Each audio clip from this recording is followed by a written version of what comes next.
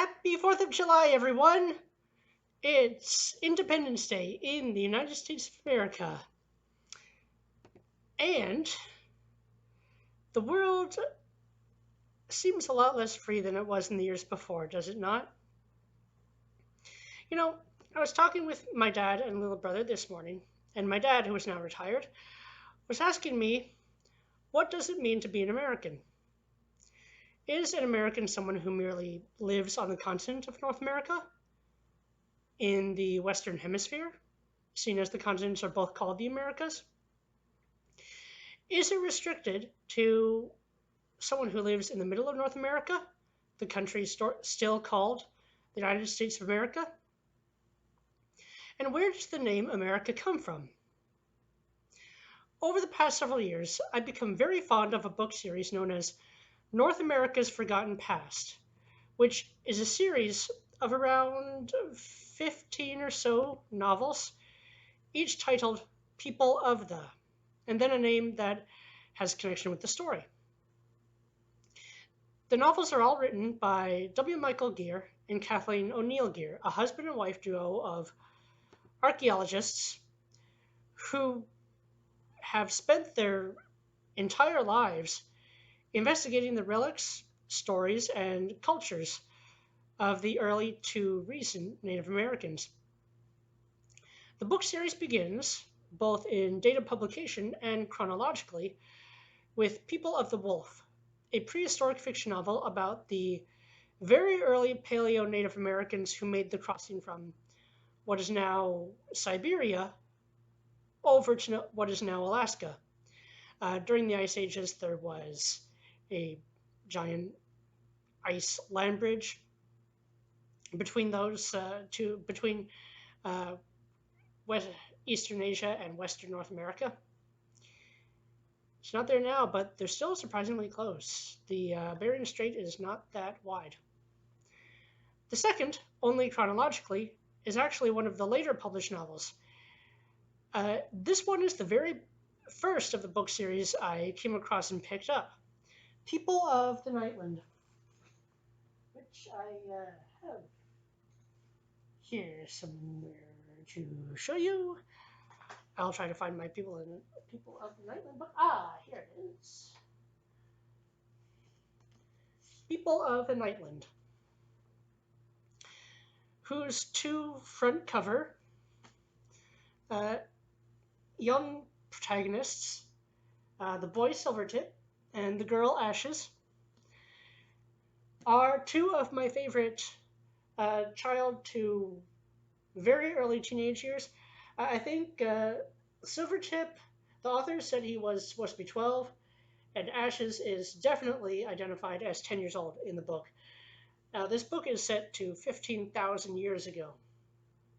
If you're familiar with Jean Eyle's Earth's Children series, Clan of the Cave Bear, the first in that series, Clan of the Cave Bear, is the setting says it takes place 30,000 years ago. This book takes place halfway between that book and our present day. So Ashes and Silvertip are actually, I believe 15,000 years ago. This, I think it says 13,000 BC, which, being that BC was 2,000 years ago, would be 15,000 years. That is right. So it's halfway between Ayla's time and our time.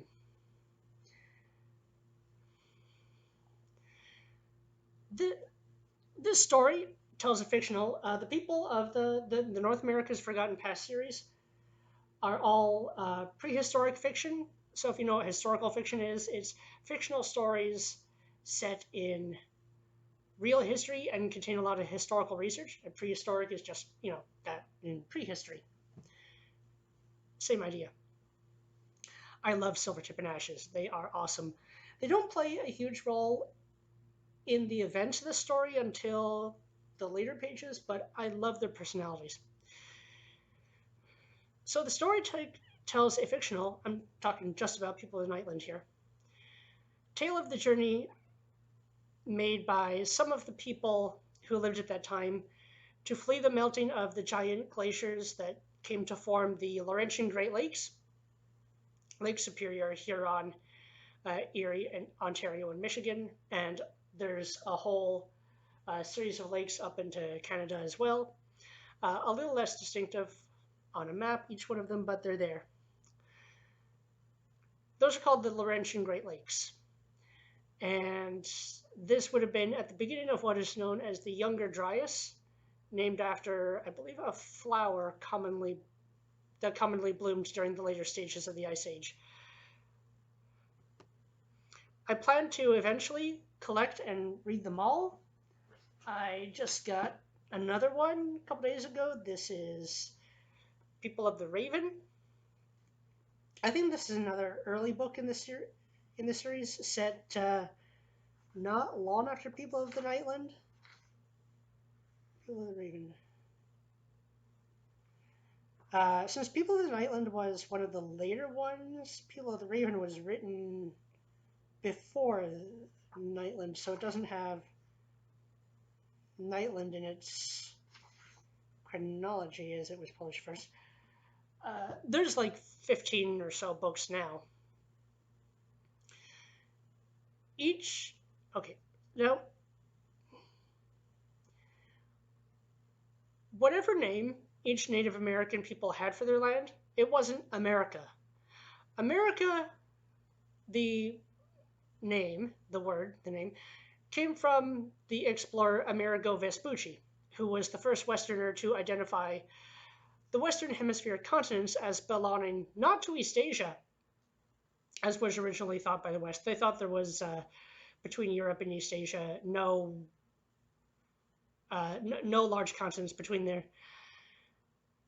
So Amerigo Vespucci was the first to figure out that they were, in fact, their own distinct continents.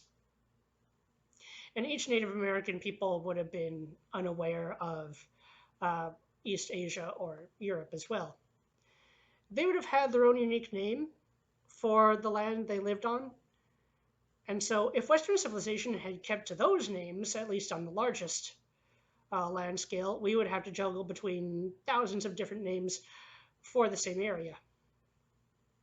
We don't. There's North America and there's South America, which both come from Amerigo Vespucci, so sometimes they're together called the Americas. When the United States of America was founded, many Native American names for land, for smaller patches of land, for counties, for parks, for villages, for rivers and regions. So we did honor by keeping their traditional names on a much smaller scale in many small areas. I live in Northeast Ohio. When I was 8 years old and younger than that, I lived on the East Coast in New Jersey. It's difficult to live on the East Coast of America or in the Midwest, in New England, in Florida, in many of the regions in between to the Midwest. Very difficult to live in that area and not come across a Native American name for a region of land. In fact, I'd say almost impossible. We kept a lot of those. So here's a question. Where did power lie in communities and countries before the United States of America was founded? Well, it almost always lay in the hands of kings, queens, chieftains, tribal and or religious leaders. Catholic Church was immensely powerful, of course, in Europe during the Middle Ages. Warlords and the heads of armies. The United States of America was the first nation founded to give power to the people ahead of the government. In the 1600s and 1700s, the British East India Trading Company had embarked on a massive scale of global military and economic conquest across the world. It was not the first empire to do so, it was the one doing this at the time, and it was the most successful at the time. But it made life for the peasants in England actually very harsh, dangerous, and unpleasant. British America was a collection of 13 original on the east coast of North America, colonies set up to establish a presence in North America, south of French Canada, and north of the Spanish conquered territories in Central America and what is Mexico today. The Western country that originally conquered Mexico and Mesoamerica, the Inca, the Maya, the Aztec. That was not the British Empire, that was actually the Spanish Empire a little before the British Empire came in, or at least had much of a presence. This is why the region of the ocean and the land as well was called the Spanish Main at the time. In these early centuries of conquest and colonial establishment by Western nations, epic battles of competition between the powers of England, Spain, France, and I think there were a few others, on the high seas led to the wartime approved practice of privateering, or the attacking, taking, and looting of the ships of one country by the sailors of another. And many of these sailors and the colonial governments they served set up forts and bases on the Caribbean islands. When the war subsided and the privateers found themselves out of work, many of them turned to attacking the ships of any and all nations. And the nations, of course, they would have to respond at some point, responded by branding them all enemies of the world, pirates. Thus began the Golden Age of piracy and the inspiration for all the stories of the Pirates of the Caribbean.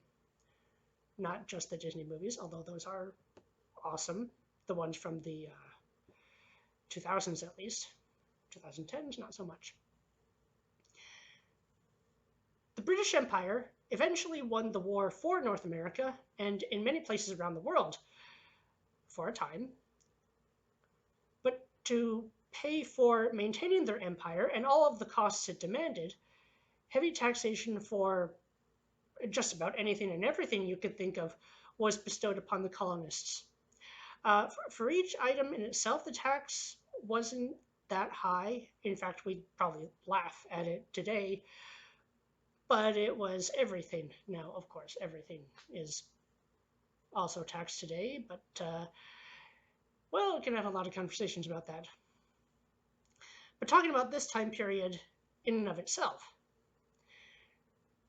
this led in the later 1700s to a resentment of taxation without representation. So, tax without any say in the matter by a power across the sea, by uh, taxation imposed on the British American colonists. And the seeds of a rebellion that would soon become the American Revolutionary War were planted. Now, when this war took off, under General George Washington, the Continental Army in British America, made up largely of a citizen militia, volunteers, and there would have also been disgruntled veteran soldiers of the British Army, fought a series of battles against the King's Army of Great Britain, and the American Continental Army came out victorious. How America won is a story all in itself. But already drafts had begun of a set of core rights that were to be granted to every citizen of the original 13 colonies, plus any that were added after that, what we know today as the states, that had united together under a single cause and vision. See, this is often a misunderstanding by historians today, certainly by a lot of activists who mostly are better at complaining than actually making arguments, that America was founded wrongly or immorally because it did not immediately grant the same freedoms to everyone.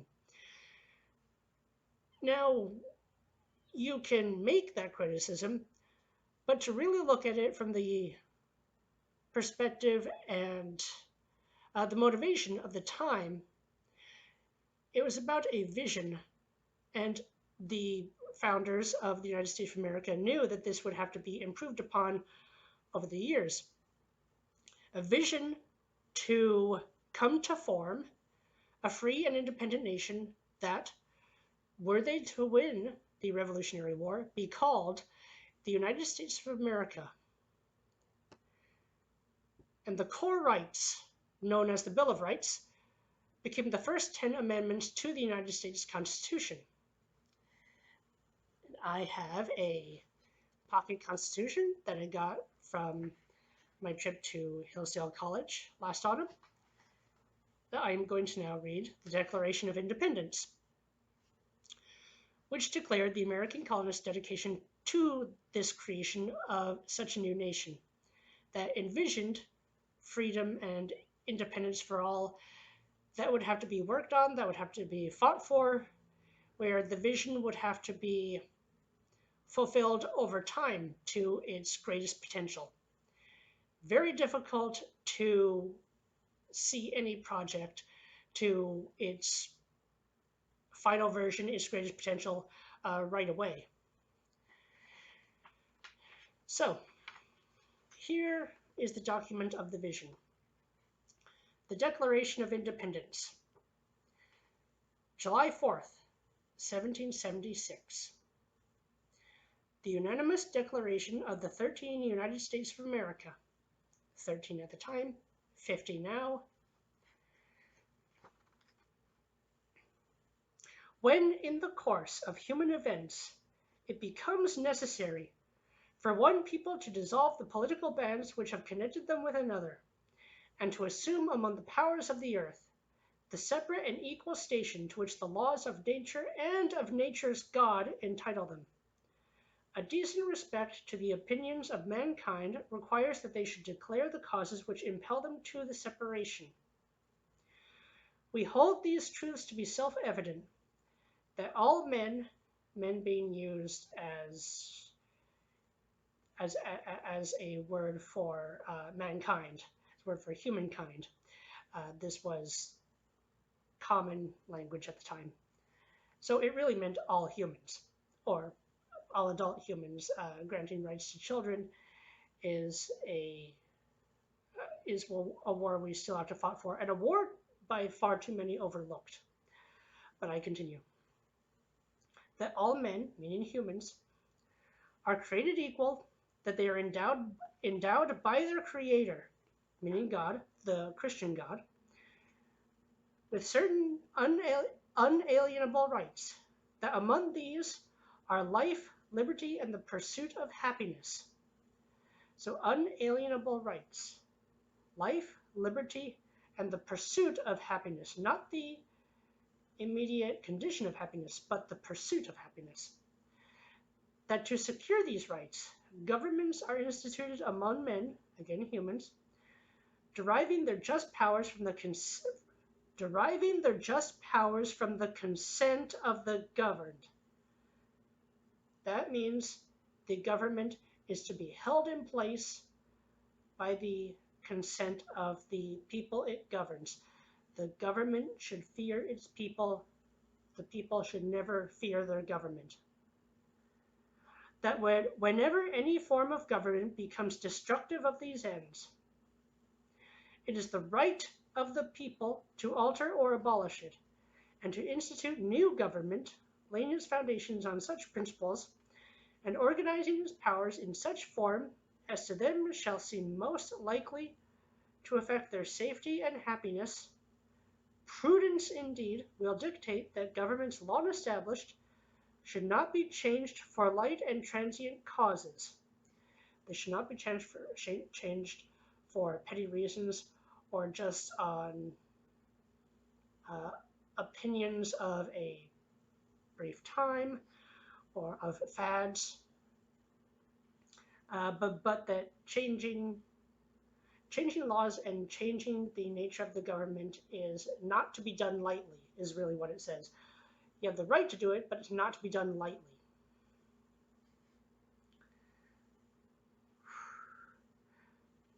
And according all experience hath shown that mankind, again, mankind, that's what we mean, is same as humankind, are more disposed to suffer, while evils are sufferable. Uh, so, suffer is a weird word to use this way. I get what it means. It means allowed to exist without being held in check, I think. So, men are more disposed to suffering, experience has shown, while evil is allowed to go about its way, is what it really is. What it's basically saying here. Than to right themselves by abolishing the forms to which they are accustomed. But when a long train of abuses and usurpations, pursuing invariably the same object, evinces a design to reduce them under absolute despotism, it is their right, the people, it is their duty to throw off such government and to provide new guards for their future security. Such has been the patient sufferance of these colonies, and such is now the necessity which constrains them to alter their former systems of government. The history of the present King of Great Britain is a history of repeated injuries and usurpations, all having in direct object to the establishment of an absolute tyranny over these states. To prove this, let facts be submitted to a candid world. Now, the Declaration goes on to list quite a number of abuses that King George, I believe King George III of Great Britain at the time, but now the American government itself is abusing the people. And so we should have a lot of talks about what kind of war and what kind of overthrowing of the government we need to do now. So there's a couple pages. My voice is already getting tired. I'll tell you what. Tomorrow I will make a video reading over the next part, the Constitution of the United States of America, that goes into the articles of the Constitution, and we will start reading the amendments of the Constitution, to the Constitution. So this is a pocket Constitution that I got from Hillsdale College. You can probably order one yourself, either from Hillsdale, or there must be a number of other places and organizations still selling them. This is very important for every citizen of the United States of America to understand. You don't need to be able to memorize it by heart. Of course, that would be exceedingly difficult, but should be familiar with them. I will admit, I was not very familiar with them in my middle and high school years. Now, many reasons for that. Middle and high school years and elementary school years were not communist indoctrination in the 1990s when I was in school, and I actually started high school in the year 2000, not in the 90s, but I was in elementary school all throughout the 1990s. And I admit I didn't know this history very well. I knew it better than some kids seem to today, but there's always the option of going back and not going back to school. That would be boring as hell. But going and finding sources, they still exist. You can find them on eBay. If you want to learn more about the wars and competition between the different powers from the 1500s to the 1700s in North America between Spain, Britain, and France, there's a couple of good there are a few good movies and documentaries. There's a documentary called True Caribbean Pirates, which will talk a lot about the history of the Pirates of the Caribbean. Of course, leaving out the all the magical elements from the Disney movies. The Pirates of the Caribbean, the Golden Age piracy was very real. There's the movie The Patriot, which, like the North America's Forgotten Past series, is historical fiction. A few things were made up, but a lot of the ideas they talk about in fighting the Revolutionary War and the forming of a new nation are very much the ideas that were going around in history. I actually, in my family tree, in my ancestors, I have yet to track down exactly which ones they were. Um, I have family members who fought on the Loyalists to the British side, and they actually had to hide out in Canada when the Loyalists were losing the war. I also have ancestors who came across and died on the journey from the old world to the new world. Before that, and their children were raised in orphanages in Nova Scotia and mainland Canada, which were they were not like Mercy Home in Chicago, Illinois. These were pretty wretched orphanages to live in. They probably weren't quite as bad as the orphanages in Charles Dickens stories. Those came out of a lot of what the England people had to suffer through while the British aristocracy and royalty was building its worldwide empire. To blame to blame the common people of Great Britain, of England, of the United Kingdom for that is a complete misunderstanding of history. It really was the British Empire was really the monarchy's project at the time. It brought some good results, and it was also a little later on merged with a Christian mission to end slavery around the world, which succeeded until modern politicians started conquering countries with no good reason and blowing all that. Another good movie to watch is The Ghost of the Darkness, where the characters will talk about the Christian mission to convert some of the African people to Christianity, but also to end slavery.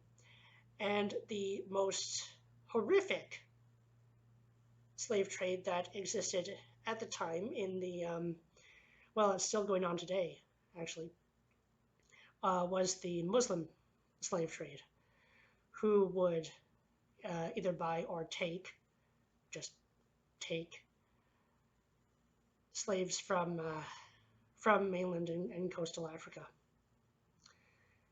and they would castrate the men. And you can pretty much guess what they did with the women and children. It's not hard to figure out. In America, at least, well, America has slaves, which was for less than 100 years, by the way, only about 84 years in total once after the forming of the United States of America. Remember when I said that the new nation conceived in liberty and for freedom and justice for all? Well, I didn't say that, but I was talking about the ideas.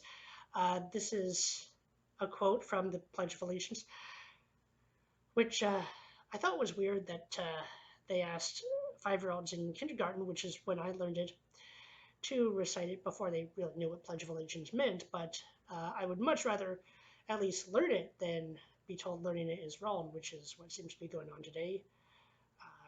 Terrible idea. The United States of America was a vision of freedom that would have to be continuously strived for. And I think a lot of people misunderstand that. And we are coming up on having to fight another revolutionary war against a government that is abusing all of us. The founders knew this could happen, and so they gave the power and the rights to the American citizens to dispose of their government when it becomes abusive. And it has become abusive. At least when there was slavery in America, slaves could still have families. They could still have children. They could still work for themselves when their daily work or uh, and chores and the things they had to do for the masters were done. They had a better life in the United States than they did in the Middle East by far.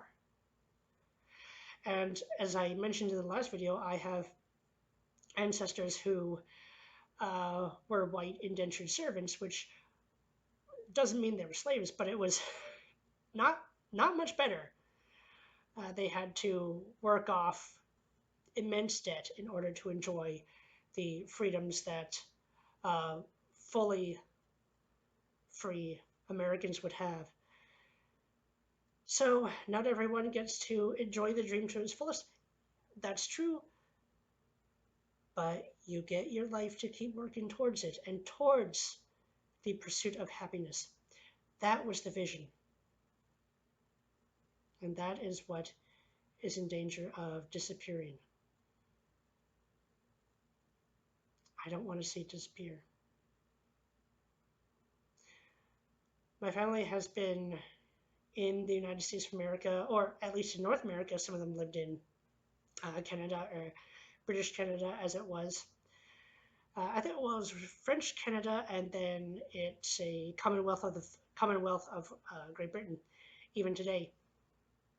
Although it's been a few weeks since I last checked up on what Jar Jar Trudeau is doing to it. Not that the United States is very much better anymore. We will have to become warriors again.